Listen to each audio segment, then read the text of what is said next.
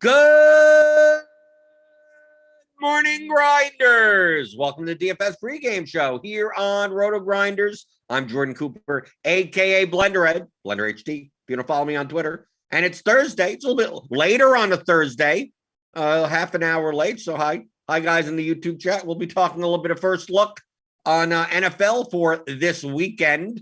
See you guys in the YouTube chat. Matt Mears, Card Page, Apocalypse, Infamous Tuck with the Z, Jesse Atfield. Give me those thumbs ups on your way in the door, right? That helps us out, the thummy thumbs. Subscribe button if you're new here. Notification bell to know when we go live. Matt says, enjoyed the Tuesday Zoom call. If you don't know, if you sign up for RotoGrinders Premium, which you can do by clicking on the link in the description, you'll get $10 off your first month.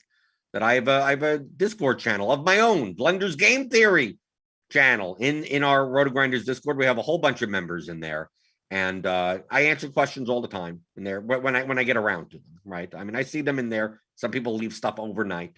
I do reply, and then weekly, mostly weekly. I can't guarantee it's every week. Do group coaching calls via Zoom.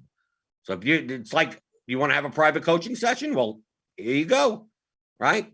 Of course, it's more in a group setting. There'll be other people watching you. You sign up, right? You sign up. I put a little Google form. Say if you want to ask a question this week, get on camera, get on your audio or whatever, and vent about your problems. Do you have any issues with the tools, issues with your play, something specific to you? Just come on board and we'll talk it out.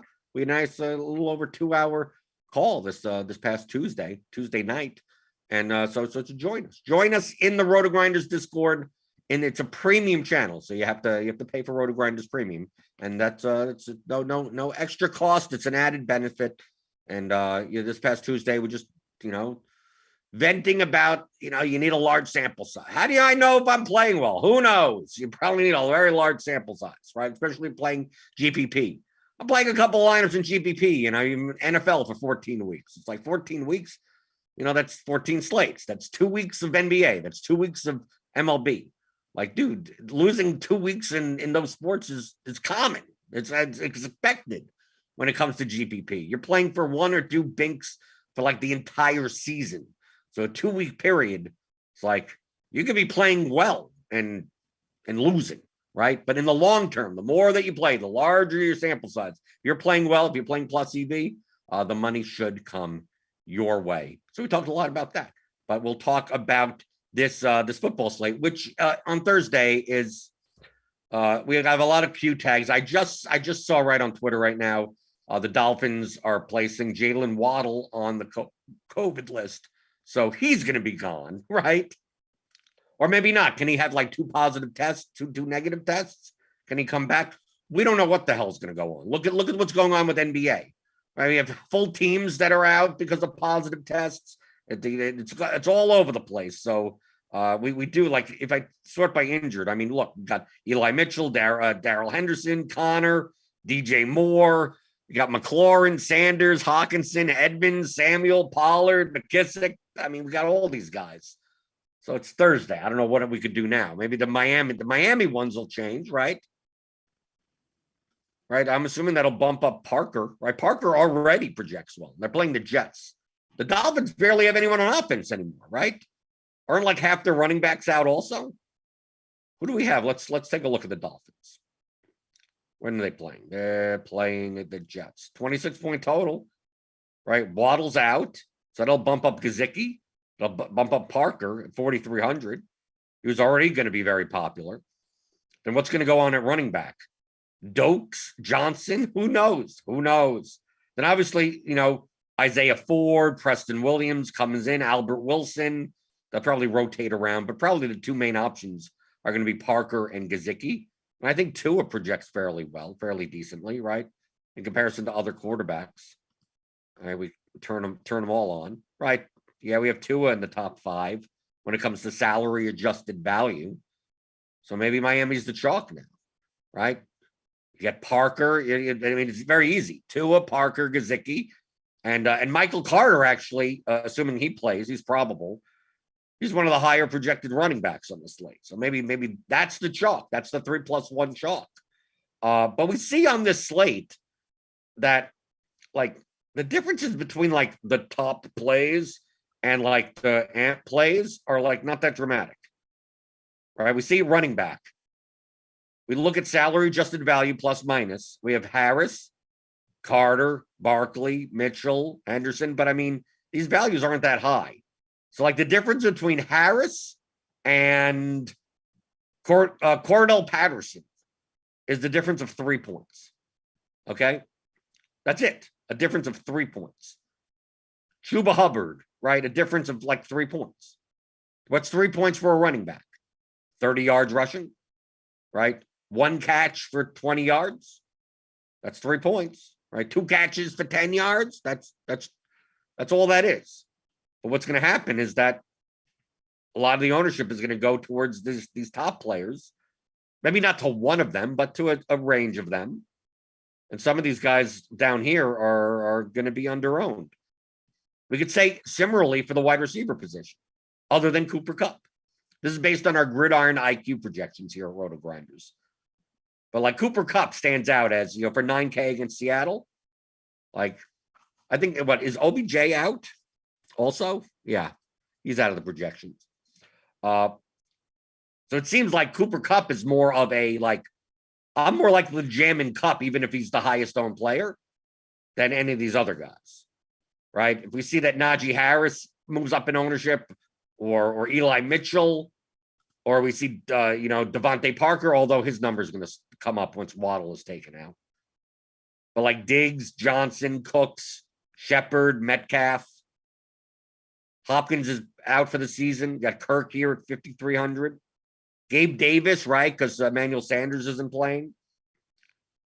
Like a lot of people are going to gravitate towards this, but like the difference between, let's say, like Deontay Johnson or something, right? The difference between him and, let's say, Tyler Boyd or whatever, Cortland Sutton.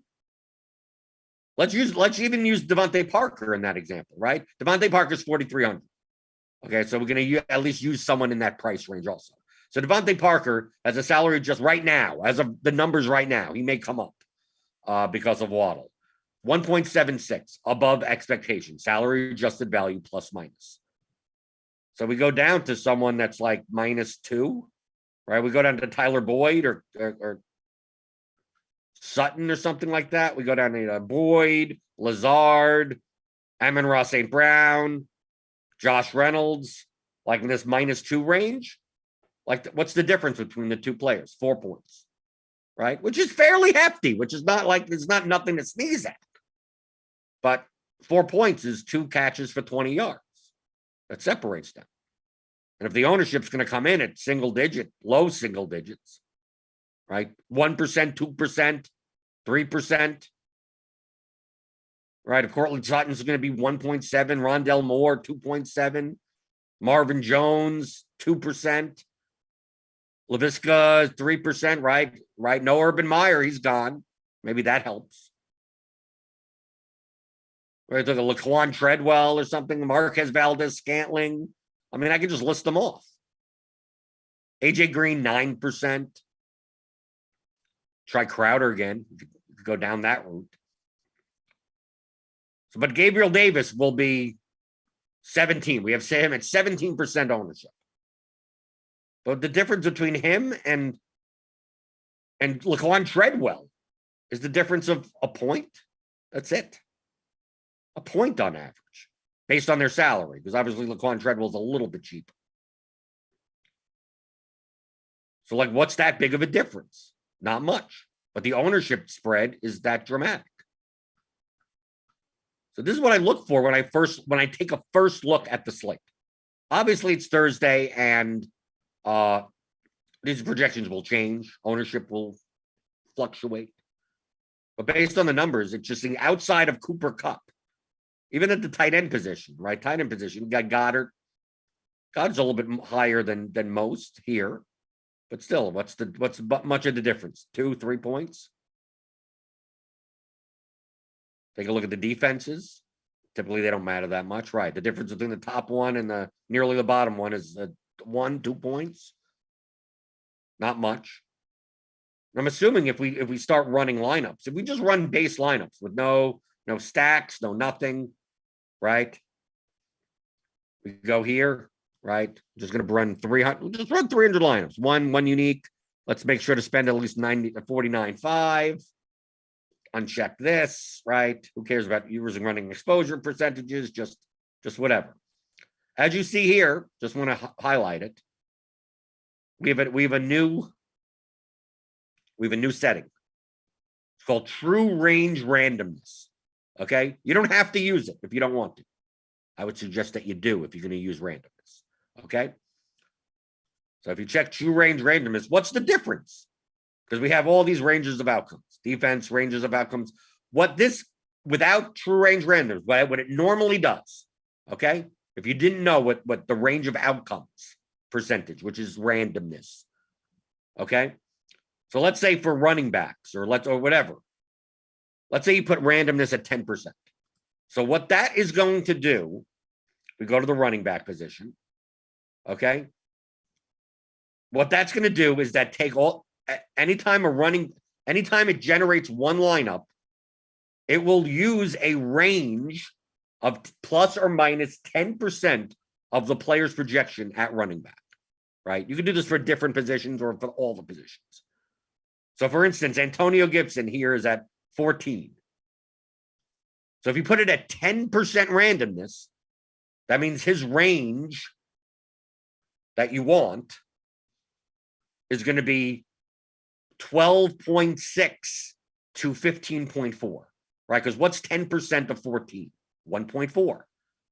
So instead of it treating, if you have zero randomness, 0% range of outcomes, it's just going to use just strictly 14.01, 14.99, like for every single build. Now, if you want to increase the range of outcomes randomly, it's random. That's why it's called randomness. You put a percent. 10%, I just did it for math's sakes, would be 10% in one direction, 10% the other direction. And on every lineup that the builder generates, it'll randomly go 10% plus or minus somewhere in that range of all the running backs in the pool. If you set it for running backs, right? You could just set the whole thing. Flex would be everything, right? You could set running backs for 10 and wide receivers for 20 if you want, right? You could do that. That's what randomness is. That's what the range of outcomes is. Now, what is true range randomness? Okay, let's take a look at the little blurb. So we can read stuff, right? Because look, we can read this one. This setting, the normal one. This setting allows you to set a range of outcomes for a running back's projection. For example, if a player has a projection of 10 and you set the range of outcomes to 10%, every time a lineup is produced, this player will be assigned a random projection between 9 and 11. If you set it to a 20%, this player will assign a projection between 8 and 12. It gives the player a random projection plus or minus the percentage you apply in his baseline projection. If true range randomness is enabled, this setting instead refers to percentile range. Okay? So, right, you could read this here. True range randomness limits the possible fantasy points selected by the builder at random to a player's true projected range of outcomes. At 100% randomness, the minimum fantasy points will be the player's first percentile outcome.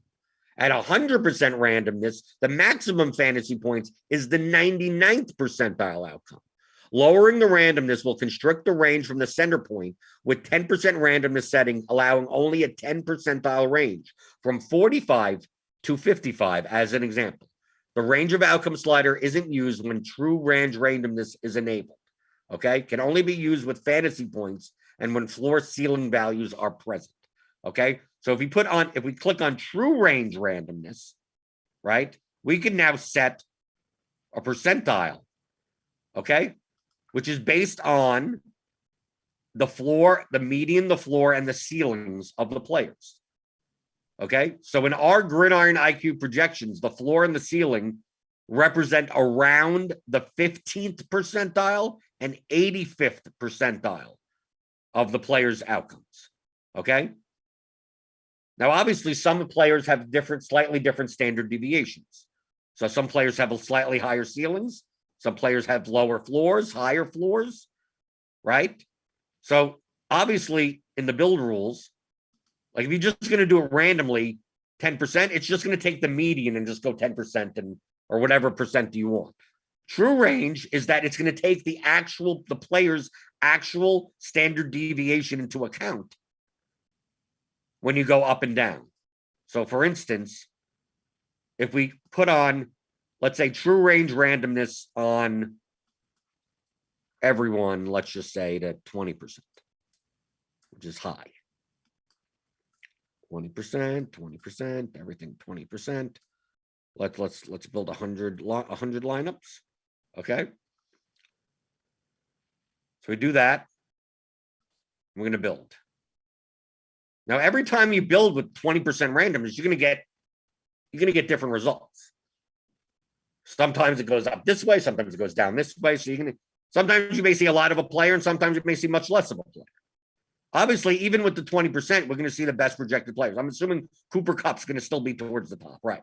So here we go. Cooper Kupp, 69%. Right?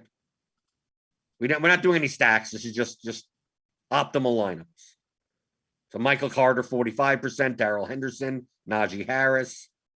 Wide receiver, you get all Kupp, Parker, Shepard, Cooks, Davis, Diggs. Right, towards the top. But let's say we took off all the ranges of outcomes. This is for normal randomness, if you want to call it. I'm assuming we're going to get Cooper Kupp at like all of our lineups. So just showing you the point of what randomness is in general. Let it run 100. 100 seems like a nice number, right? I'm assuming we get 100% Kupp. Yeah, 100% Kupp. 99% Carter. 98% Parker. 90% Goddard. Right? Because it's just strictly going by that median number. And obviously, when Cooper Kupp has a salary adjusted value of +5, he's going to show up in every line. At the top 100 at least, right? So if you want a way to get more diverse lineups, because let's say we set it unique players to 3. Now it's going to start skipping some line. It has to be a 3v3, 3v3, 3v3. So let's say we set it to 3. We may still get 100% Cooper Kupp. Right? But now you're going to get a more diverse set, but it's going to start skipping lineups. Right? Because it's going to go first lineup projects to this. Next lineup has to be a 3v3, the lineup above it. Right? So it has to keep on doing this. So this is a way to get diversity. All these settings are diversity settings, not strategy-based settings. Some people say, what are the best settings? There's no best settings. Depends on the lineups that you're looking to build. Depends on the portfolio you're looking to have. Right? See, Cooper Kupp still at 100%. Devontae Parker's still at 91%. You're still getting a lot of the top. You're just getting a couple mixed in here and there just to satisfy the 3v3 requirement. But you saw that when I set it at 1 and I put the randomness up to 20%, that we were only getting 69% Cooper Kupp. Well, why is that? Because we take a look at Cooper Kupp, right? 20% of 26 is 5.2? Something like that, 5 points up or down about. So sometimes he's going to be, when they calculate a lineup, he's going to be 28. Sometimes he's going to be 22. Sometimes he's going to be 31. And then sometimes he's going to be 20, 21. And at 21, we look at Stephon Diggs. Stephon Diggs is at 20 already. 20% randomness means that he's going to be somewhere between 16 and 24. So obviously you could see on some builds where Cooper Kupp comes down to 22 and Stephon Diggs comes up to 24, Diggs would be better in that lineup because he's 1,300 cheaper. So you could use randomness to get more diversity in your lineups. But with that normal randomness, it's completely linear based on the median. Completely linear. So it's going to just basically treat every player as the same, as if they have a completely normal distribution. But players don't have normal distributions, or like not totally normal distributions. So if you use true range randomness, it's going to use those floor and ceiling values. So let's say we go to 20, 20, 20. Just do everything at 20. Everything just like we did before. Everything at 20. Okay. We go back to that first build that we had. All right. So get rid of this build. Get rid of this build.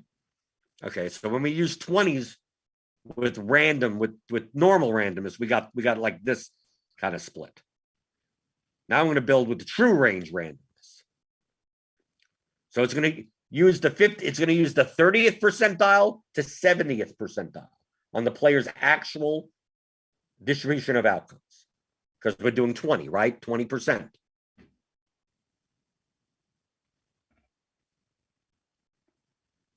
Okay. So we're getting a lot more. Okay. 20, actually, it's not 20%. Right? We're getting 20%. So a range of what?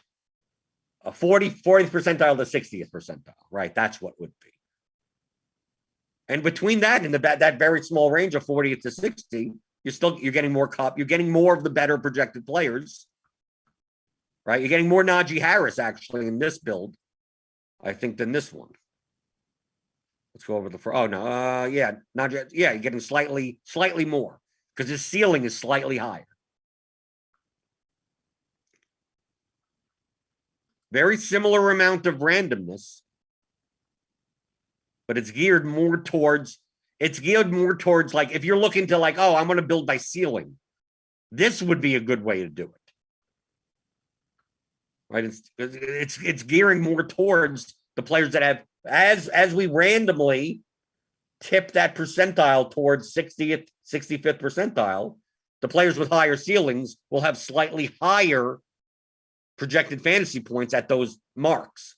While guys like maybe like Cole Beasley, right? Those types, the guys that have more narrow range of outcomes, start dropping off a little bit.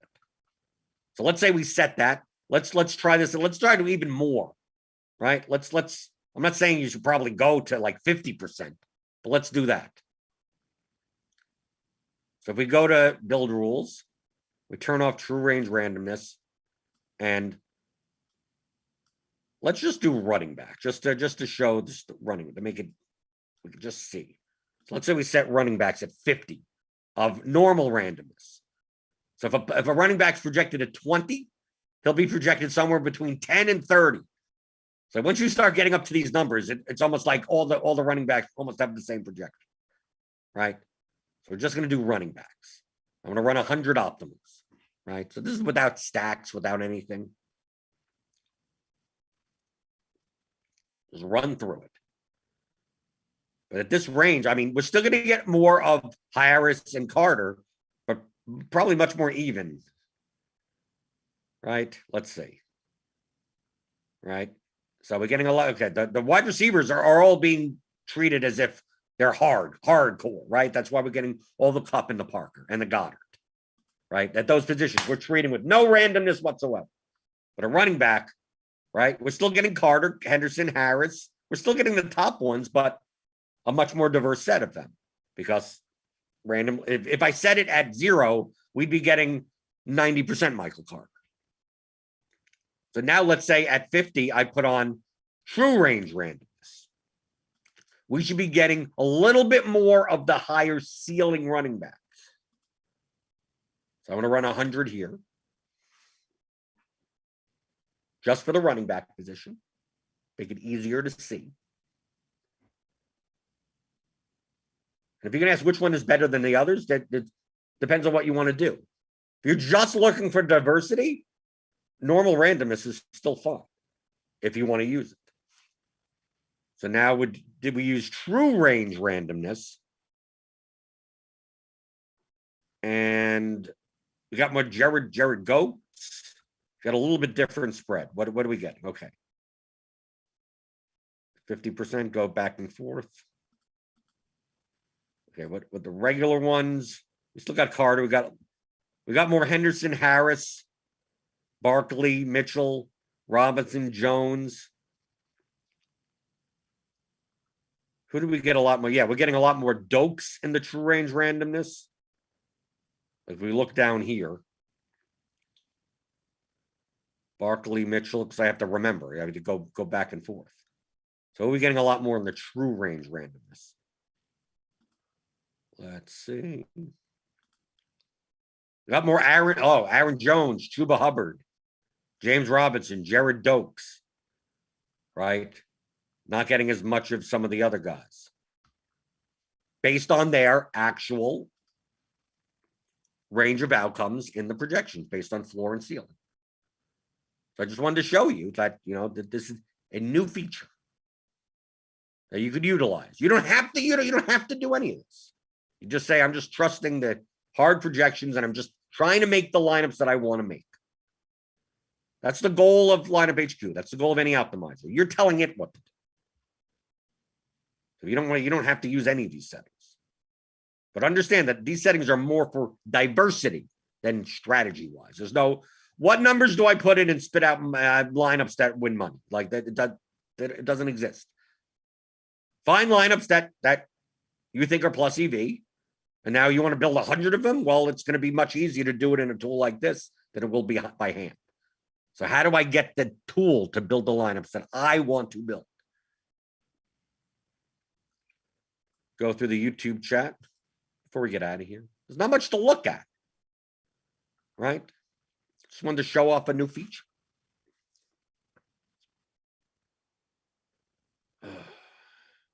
Joe Adamo, Blender, I know you're all about lineups instead of players, but how far away from the median would you play a lineup? Sometimes I'll have a lineup that is 12 to 15 points below the median. As Gerald Miller says, depends on the size of the tournament.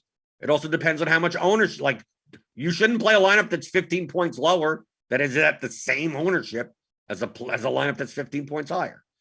You could play lineups.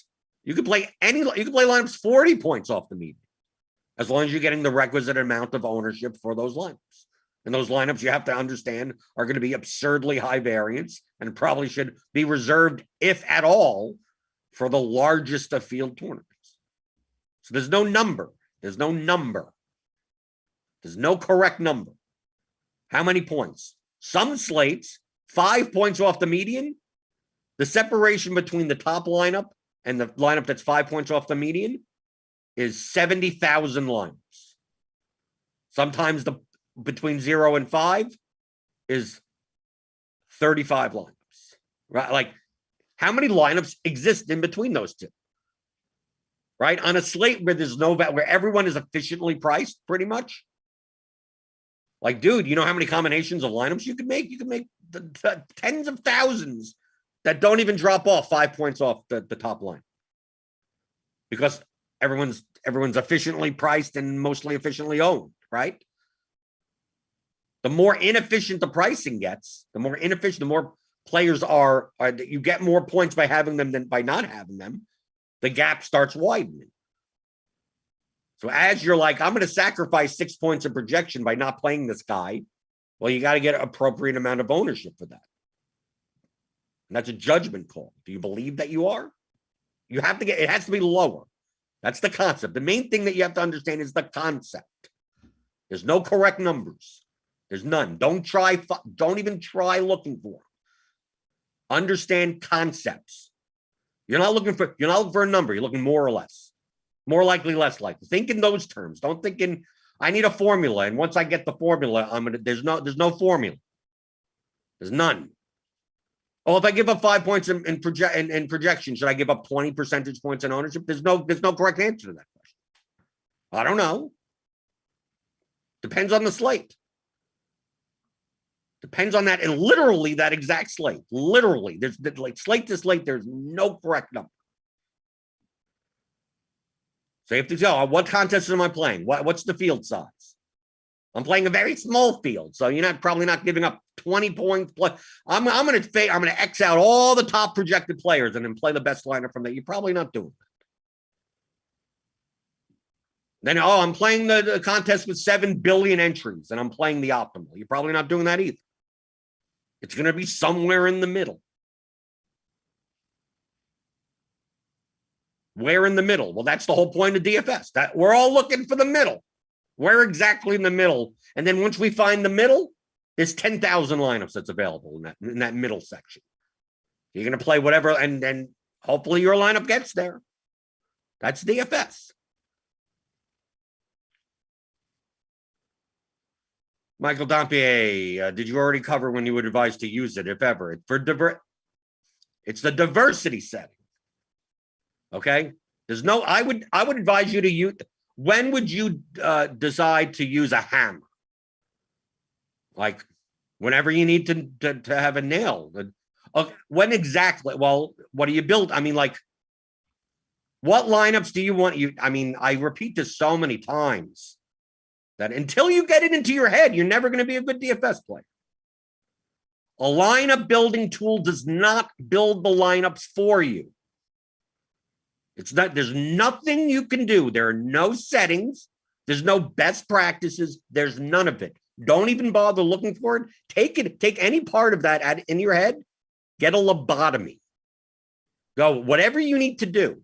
If you need to sit in your house and stare at a wall for 8 hours and go, an optimizer is not the way to make money. The optimizer doesn't tell me what to do. If you have to just repeat that, right? You know how many settings I use on this optimizer? All of them. Whatever I need to do to accomplish the lineups that I picture, I don't know how many times I have to say this.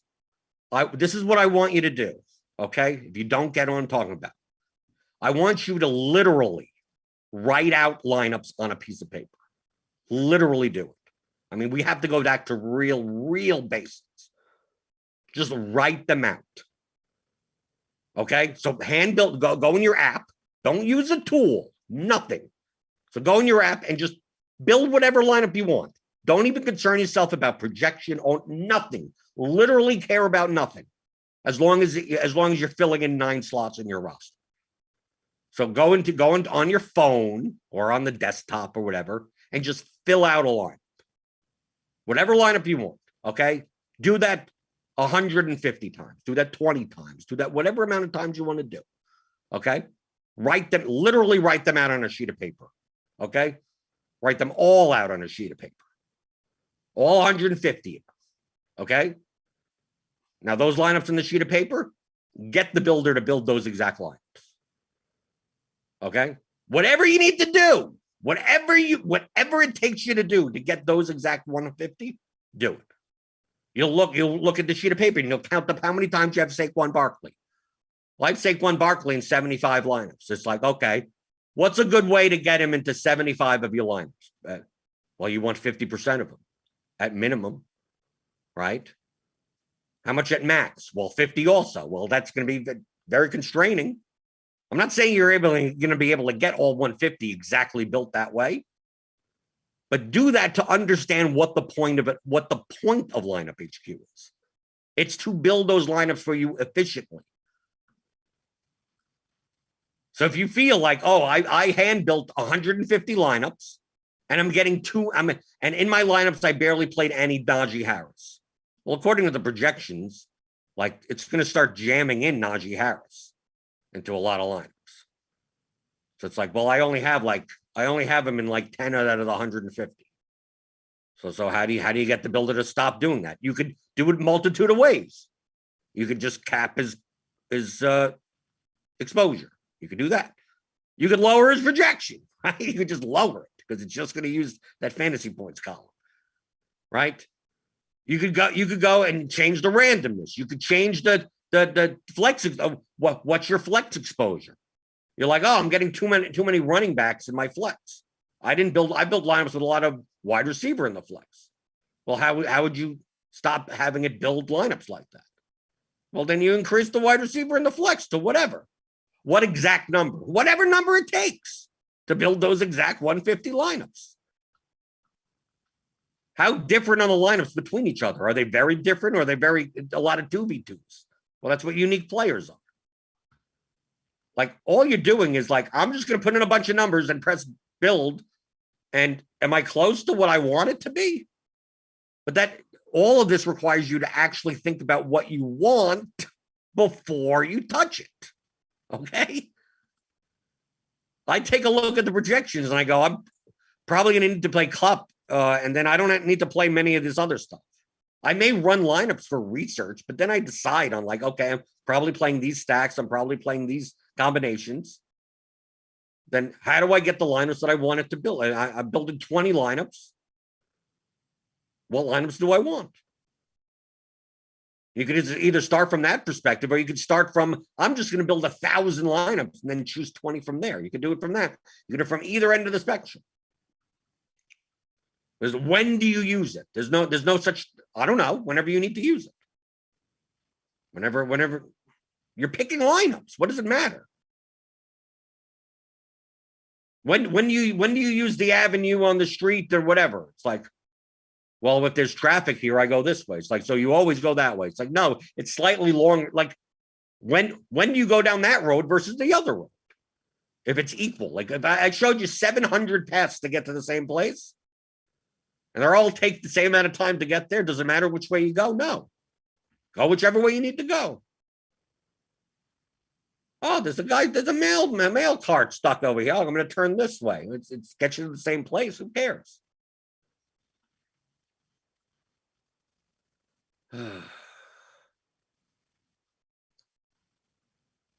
Matt Mears you're absolutely correct. Since the true randomness requires the floor and the ceiling to be present, I'm assuming it can't be used when aggregating projections, since I'm pretty sure the floor and ceiling are eliminated. That would be correct at the current time. So yes, the floor and ceilings need to be present in order for true range randomness to work. In the pipeline, when aggregating, we're going to be able to aggregate that soon also.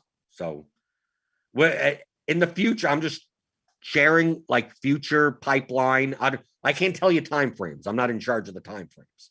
But this selector up here, for your projection sources, there's going to be at some point an ownership version of that also.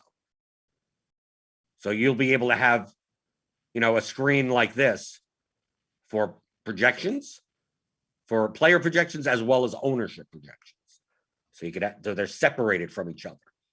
And at that point, these projections probably will also, you'll be able to aggregate the floors and the floor and ceiling number in addition to that. So that is coming. I don't know when, but I know it's on the list. So yes, you'd be absolutely correct. Yeah, if we aggregate like this is my aggregate from last week, but it's still a grid in there, so don't go by these numbers at all.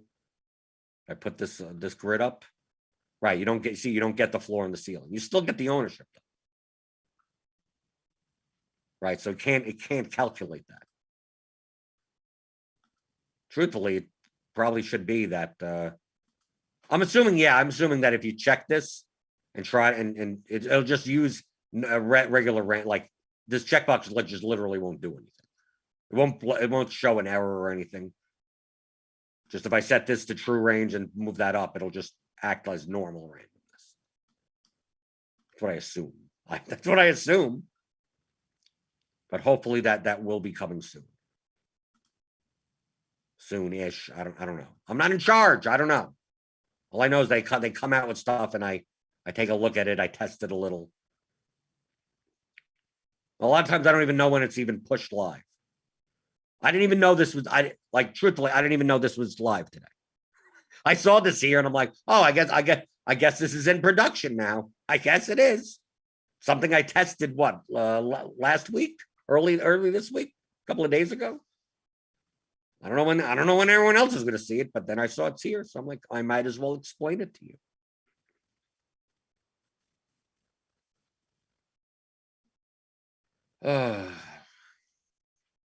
Michael Dompia says the question was more theoretical. I thought the advice would be there's normally not a reason to use randomness.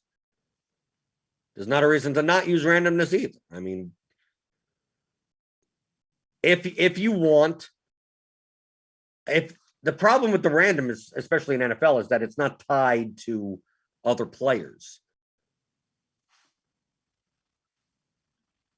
Like the reason why true range the reason why randomness in general I don't use is because if anything, NBA maybe it's slightly more useful.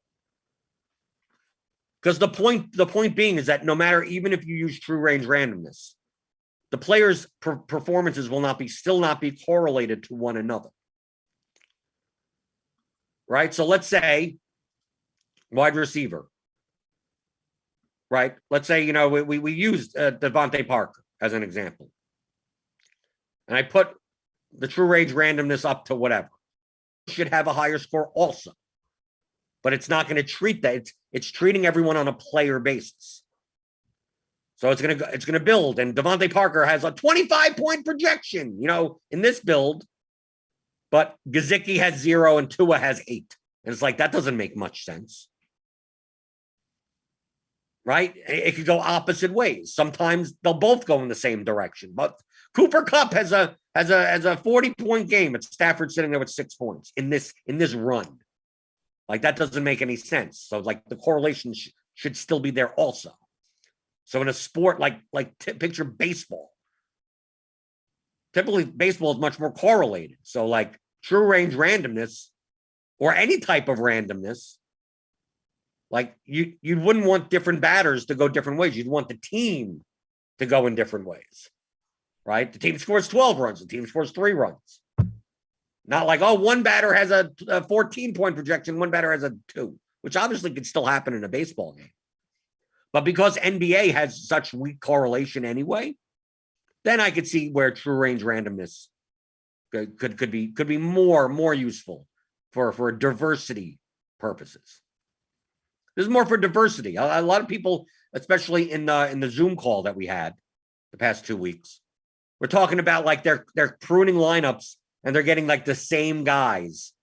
Like in all their, like the most under-owned players for their projection are showing up. Like, all my 20 lineups have kind of like a 1v1 of like all these same guys.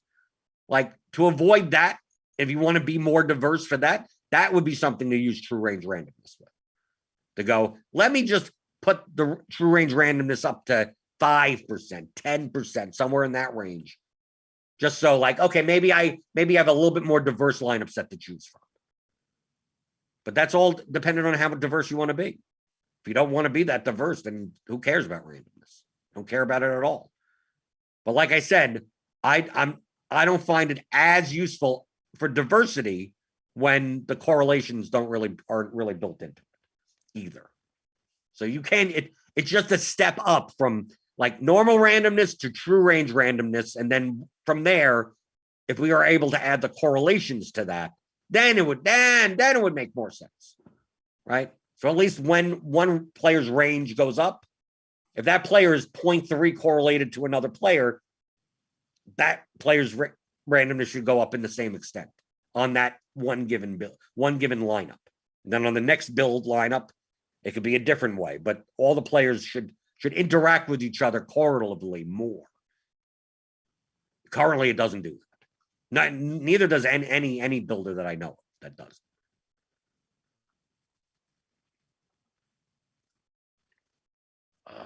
Let's see. Anything else before we get out of here? Apocalypse asks, has anyone read David Bergman's research paper? No. On optimization for maximizing the expected value of order statistics. I don't even know if I could understand it. No. He wrote a paper related to DFS. Right, because he's a what? He's a math professor. So no. Obviously he knows what he's doing because he's very good. But basically he used math to beat the game. So like all the concepts that I talk about, that's what he's doing. Just at a much more precise level. Essentially what I teach is the directionally accurate, the directionally right way to play profitably, but not necessarily the most precise.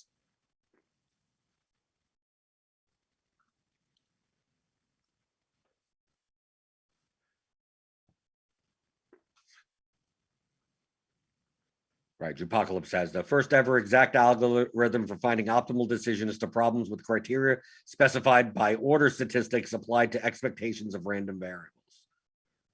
If you're interested in that type of stuff, go read his paper. Like I said, like just like if you read the original, the theory of whatever, games of behavior, whatever book, Morgenstern. It's just a lot of math. Like you're not gonna get it. Like Unless you've taken it like advanced math, you're going to look at most of the book and be like, I don't know what the hell anyone's talking about. So you can either think in terms of math and numbers, or you can think in terms of concepts. So I try to teach in terms of concepts. So that's why when people ask, well, what's the exact numbers? I don't know what the exact number is. I know it's more likely to be than others. I know it's estimated, right? How many points should you give up for this amount of ownership? Well, I don't know, but it should be something. It should be something, right? It should be something. So as long as you're doing that better than much of the field, then you're going to be profitable. You're going to be directionally accurate. Now, if we're at the point where even doing that is not profitable, then the game is pretty much solved. Or all the bad players have left.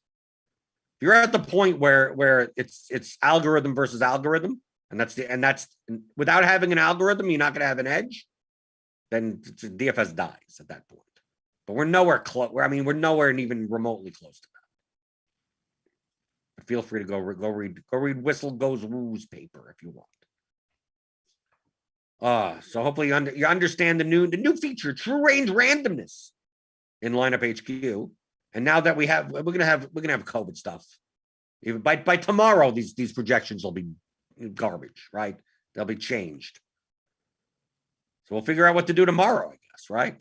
We'll build some lineups. We'll build some stacks and stuff tomorrow, and then stuff will change on Saturday, and then all that's going to go out the window. But we got Grinders live coming up later today for NBA. The pre-lock show for NFL Showdown, I'll be on that. So if you want to tune in later, 7:30 Eastern, click on that notification bell to know when we go live. Hit the subscribe button if you're new here. Hit the thumbs up buttons on your way out the door. Helps us out. Give me the thumbs. And I'll see you tomorrow. Answering your DFS strategy questions as always on the DFS pregame show on RotoGrinders.com.